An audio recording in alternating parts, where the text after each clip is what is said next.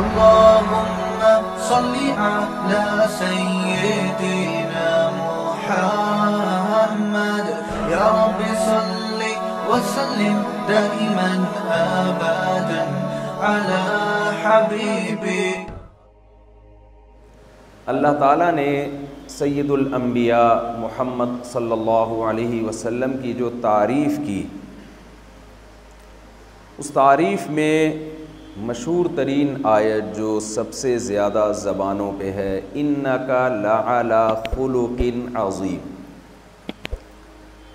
کہ اے محمد صلی اللہ علیہ وسلم آپ بہترین اخلاق پر ہیں.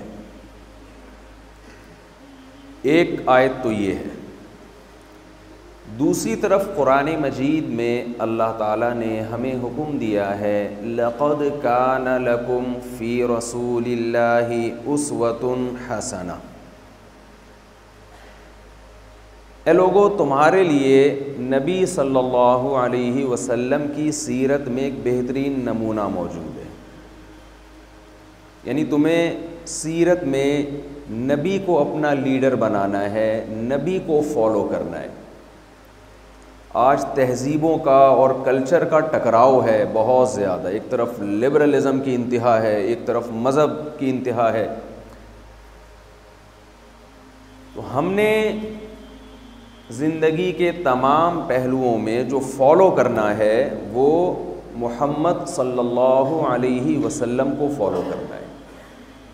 میں سمجھا پا رہا ہوں نا اپنی بات؟ کوئی کنفیوژن تو نہیں ہے؟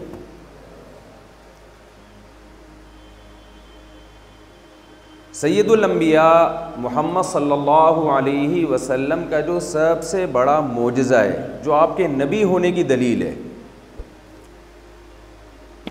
کہ آپ کی سیرت میں، آپ کی زندگی میں ہمیں ہر پہلو سے ہدایت ملتی ہے.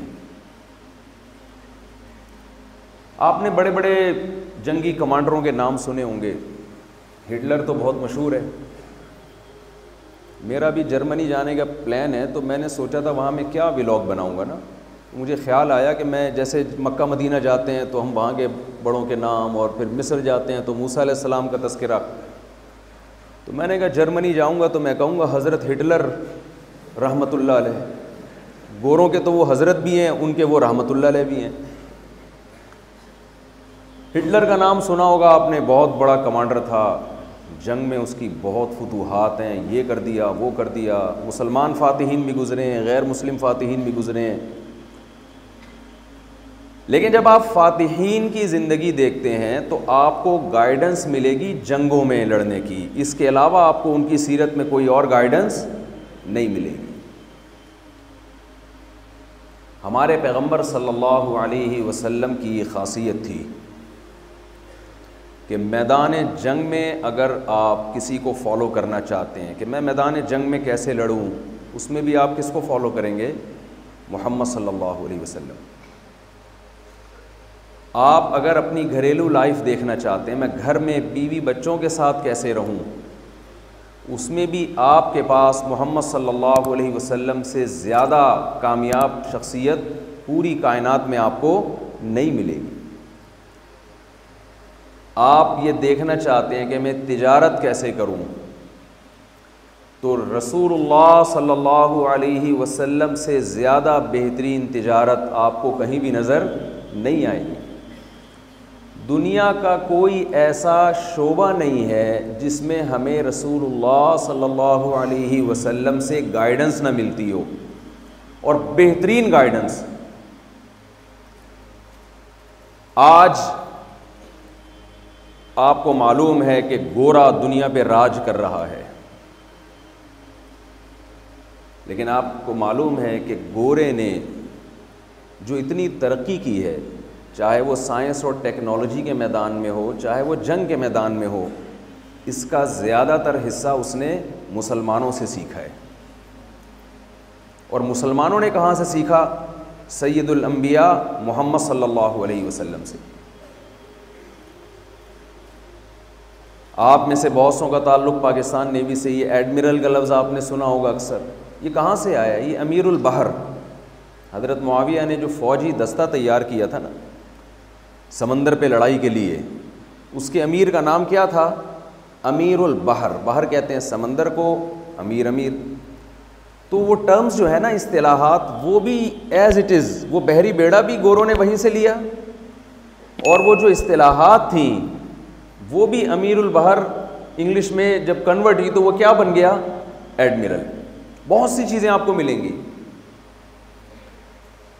یہ جو لنڈے کا مال ہے نا، یہ صرف ہمارے یہاں نہیں بکتا. شروع میں ہمارا لنڈا وہاں بکا ہے. سمجھ میں آ رہی ہے بات؟ شروع میں جو ہمارا لنڈے کا مال ہے وہ کہاں بکا ہے؟ وہ وہاں جا کے لنڈا بن گیا. یعنی ہماری چیزیں بہت ساری لی ہیں انہوں نے.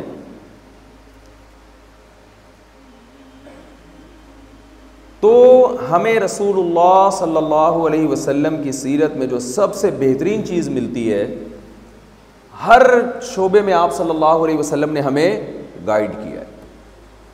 آپ میں سے بہت سو کا تعلق چونکہ فوج سے ہے، میرے والد صاحب بھی پاکستان نیوی میں تھے، اللہ تعالیٰ ان کی مغفرت فرمائے. میں جب یہاں آیا ہوں نا تو میں نے ڈسپلن دیکھا بڑا زبردست. میرے یہاں ریلیٹیو بھی ہیں جو بچپن سے میرے ساتھی ہیں. ہم بیٹھ کے صبح ناشتے پہ تبصرہ کر رہے تھے کہ یار ہمیں بچپن میں کیڈٹ کالج جانے کا کتنا شوق تھا. ایک خواب تھا نا کہ ہم کیڈٹ کالج چلے جائیں، کیونکہ ہم جو ہمارے ساتھ کے دوست کیڈٹ کالج جاتے تھے ان کی لائف میں ڈسپلن، محلے میں ان کی عزت بڑی ہوتی تھی. وہ تمیز سے چل رہے ہوتے تھے، ایسے سینہ تان کے، اور بڑی اسپیڈ کے ساتھ چل رہے ہوتے تھے. ہم دیکھتے تھے دوسرے لڑکوں کو کہ کوئی گٹکا کھا رہا ہے، کوئی پان کے پی کے تھوک رہا ہے، کوئی گٹر کے ڈھکن پہ بیٹھا ہوا ہے پوری پوری رات اور ابے تبے چل رہا ہے. تو ہم جب دیکھتے تھے نا جو کیڈٹ کالج کے لڑکے ہیں ان کا ایک الگ ہی ڈسپلن ہے، کپڑے صاف ستھرے، چلتے پھرتے بڑے اچھے ہیں، بہت ایک تمیز سے بات کرتے ہیں. تو اور یہ سب کی ایک کوشش ہوتی ہے. تو جب میں یہاں آیا ہوں تو وہ مجھے بچپن یاد آ گیا اور اپنے پرانے دوستوں سے ہم تذکرہ کرنے لگے. میں نے کہا بھائی آپ نے ٹرائی کی تھی؟ کہ یار ہمارا بھی بڑا خواب تھا کیڈٹ کالج جانے کا. تو میں نے کہا ہمارا بھی بڑا بچوں کو 2 چیزوں کا شوق ہوتا ہے، تو پائلٹ بننے کا، یا ان کا ایک خواب ہوتا ہے کسی طرح کسی ایسے ادارے میں وہ پڑھ لیں جس کا کنٹرول ہماری فورسز کے ہاتھ میں.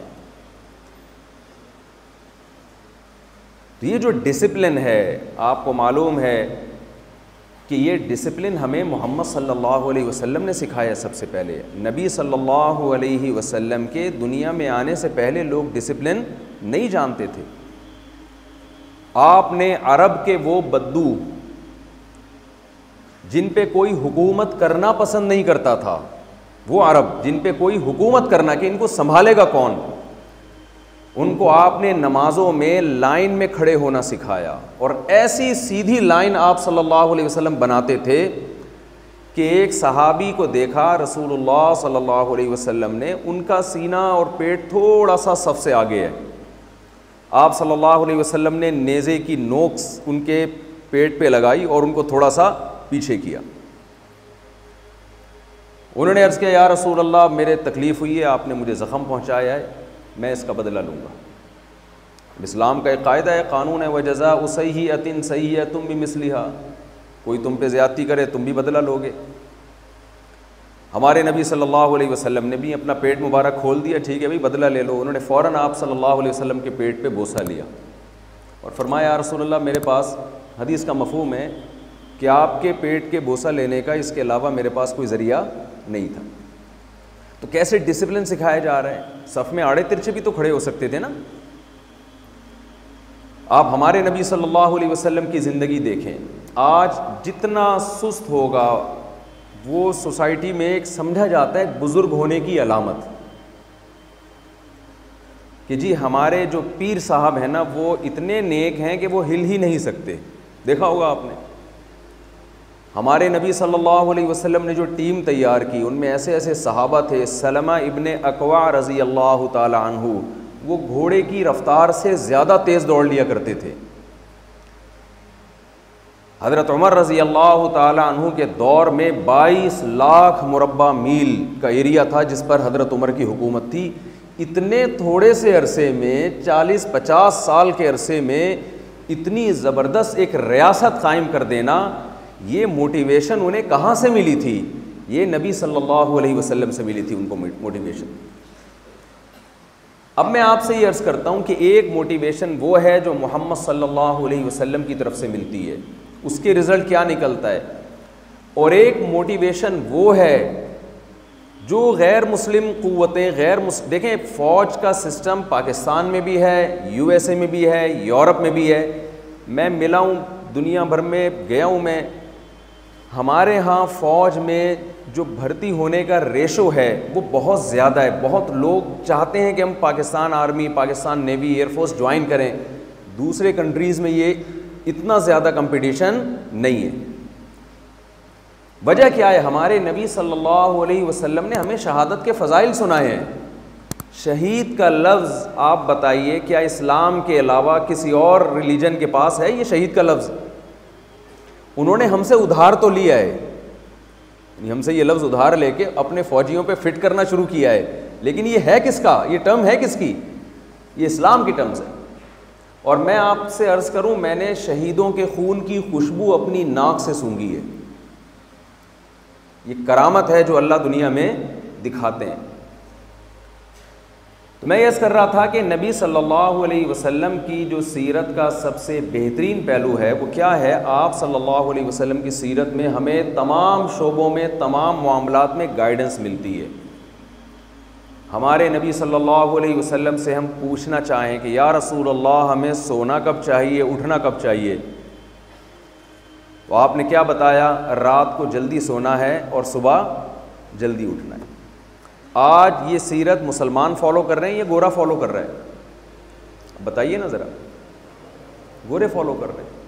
چائنا میں آپ جائیں سارے جلدی آپ تو کر رہے ہوں گے انشاءاللہ, صبح صبح اٹھتے ہیں, لیکن جب سویلین میں ہمارا جو جانا ہوتا ہے تو وہ اس کو فالو نہیں کر رہے.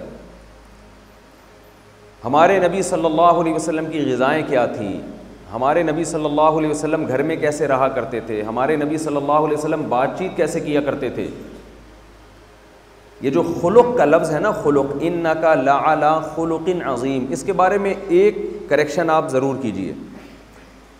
ہمارے ہاں خلق کا ترجمہ یہ کیا جاتا ہے کسی سے اچھے اخلاق سے بات چیت کرنا, کسی سے نرم لہجے سے بات کرنا.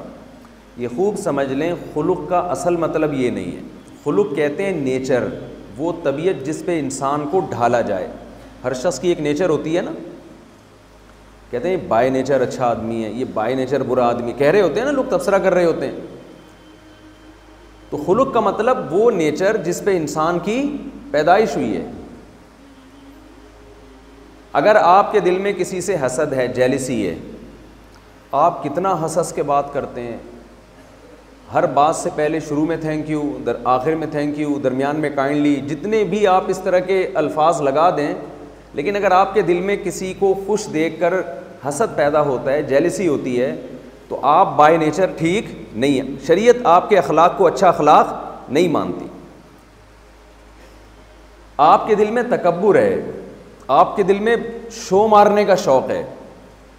ہمارے ہاں اچھا اخلاق اسے سمجھا جاتا ہے کوئی نرم لہجے میں بات کرے, یہ بھی اخلاق کی ایک قسم ہے.